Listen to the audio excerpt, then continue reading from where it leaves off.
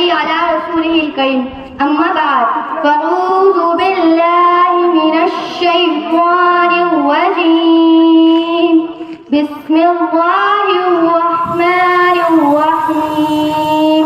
محترم بزرگوں اور میرے عزیز دوستوں، السلام علیکم ورحمۃ اللہ وبرکاتہ. آج مجھے کس موضوع پر لب کشائی کرنے کا موقع ملا ہے وہ ہے کلمہ طیبہ کا مقصد. سامعین کرام، کلمہ طیبہ اسلام میں داخل ہونے کا مین دروازہ ہے. جو شخص کفر سے اسلام میں اور شرک سے توحید میں داخل ہونا چاہتا ہے، اگر وہ یہ کلمہ سچے دل سے پڑھ لے تو وہ مسلمان ہو جائے گا. اس مبارک کلمے کے دو حصے ہیں. پہلا حصہ لا الہ الا اللہ اور دوسرا حصہ محمد رسول اللہ. سامعین کرام، پہلے حصے میں اگرچہ 4 لفظ ہیں لیکن اس میں پوری دین کی ترجمانی موجود ہے، اور اس لا الہ کے اصلی معنی مفہوم اگر ہمیں سمجھ آ جائے تو ہم ہر قسم کے شرک سے محفوظ ہو جائیں گے. اور اس لا الہ کے اصلی معنی یہ ہے نہیں ہے کوئی معبود مگر صرف ایک اللہ. عزیز ساتھیو، یہ وہی کلمہ ہے جس کی دعوت کم و بیش 1,24,000 انبیاء علیہ السلام دیتے آ رہے ہیں اور اپنی قوم کو اس کلمے کی طرف بلاتے رہے ہیں. چنانچہ حضرت نوح علیہ السلام 950 سال تک اس کلمے کی دعوت دی. اسی طرح حضرت ہود علیہ السلام نے بھی اس کلمے کی دعوت دی. حضرت ادریس علیہ السلام نے بھی اس کلمے کی دعوت دی. حضرت اسحاق علیہ السلام نے بھی اس کلمے کی دعوت دی. حضرت عیسیٰ علیہ السلام نے بھی اس کلمے کی دعوت دی. اور سب سے آخر میں میرے اور آپ کے پیارے محبوب حضرت محمد صلی اللہ علیہ وسلم نے بھی اس کلمے کی دعوت دی اور فرمایا یا ایھا الناس قولوا لا الہ الا اللہ تفلحوا. اے نادو، لا الہ کی گواہی دو تم کامیاب ہو جاؤ گے.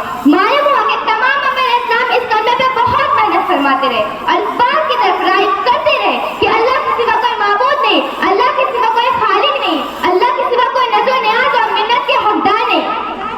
سامعین کرام، اس کلمہ توحید کی دعوت کے نتیجے میں حضرت محمد صلی اللہ علیہ وسلم نے مسائل سے پہاڑ برداشت کرائے، دمدار محاورات شہید کرائے، جس میں 18 زخمی کرائے، گھر بار چھوڑ دیا مگر کلمہ نہیں چھوڑا. صحابہ کرام لہو لہان ہو گئے مگر کلمہ نہیں چھوڑا.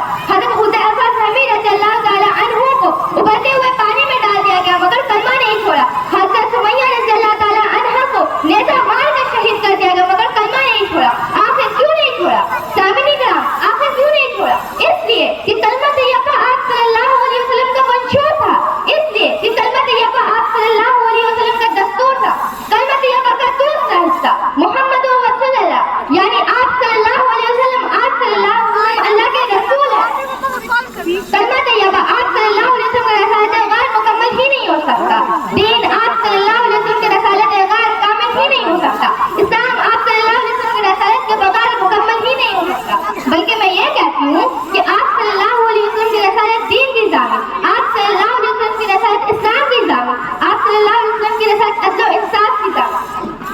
شاعر نے بھی کیا خوب کہا ہے، کوئی کہتا ہے کہ کعبے میں خدا رہتا ہے، کوئی کہتا ہے کہ کعبے میں خدا رہتا ہے، کوئی کہتا ہے چڑھے عرش کلی رہتا ہے. ہم فقیروں کا یہ دعویٰ ہے کہ وہ معبود برحق اپنے جلوے میں چھپا رہتا ہے. السلام علیکم ورحمۃ اللہ وبرکاتہ.